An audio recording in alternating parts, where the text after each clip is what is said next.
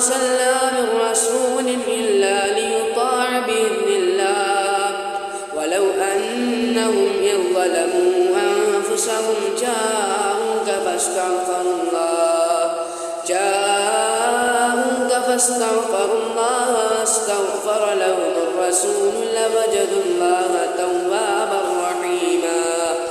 فلا وربك لا يؤمنون حتى يحكموك فيما شجر بينهم ثم لا يجدوا في أنفسهم حرجا مما قضيت ويسلموا تسليما.